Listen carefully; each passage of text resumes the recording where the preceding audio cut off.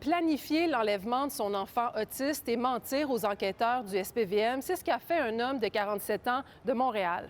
La jeune fille a même été cachée sous une trappe dans le plancher d'une maison, dans une cave en terre battue. L'accusé dans cette histoire a eu 2 enfants avec son ex-femme, mais il en a perdu la garde rapidement.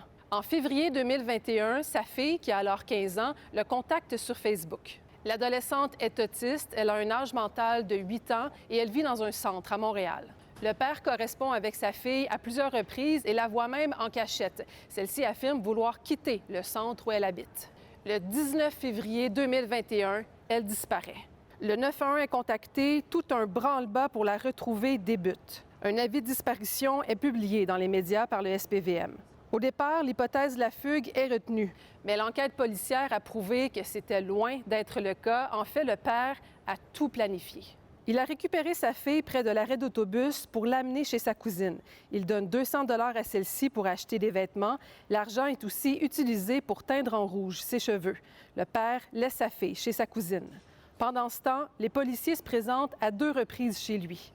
Il ment et affirme aux policiers ne pas savoir où se trouve sa fille.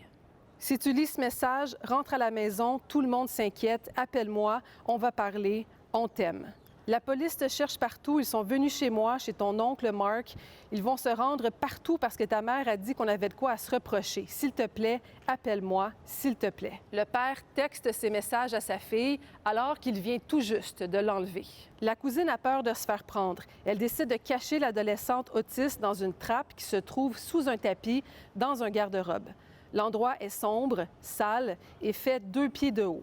Après 2 heures, la jeune fille se plaint de manquer d'air. La femme ouvre la trappe et la sort.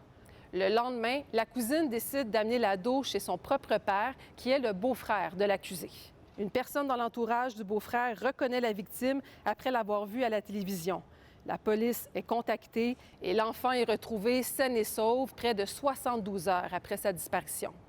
Le père a plaidé coupable à des accusations de méfaits et d'enlèvement d'une personne de moins de 16 ans. Les accusations envers ses 2 complices familiaux ont été abandonnées. Il y a de nombreux facteurs aggravants dans cette affaire. Je pourrais même pas toutes vous les lister tellement il y en a. Juste au niveau des facteurs codifiés, on a la vulnérabilité de la victime, on a l'âge de la victime. On a également le nombre de victimes dans ce dossier-là. On parle de celle qui a été enlevée, donc la jeune fille de 15 ans, mais également la mère qui était morte d'inquiétude. Est-ce que vous lui avez pardonné? Non, on ne pardonne pas ça. On n'a pas besoin de pardonner quelqu'un qui fait des actes tellement cruels contre moi et ma fille.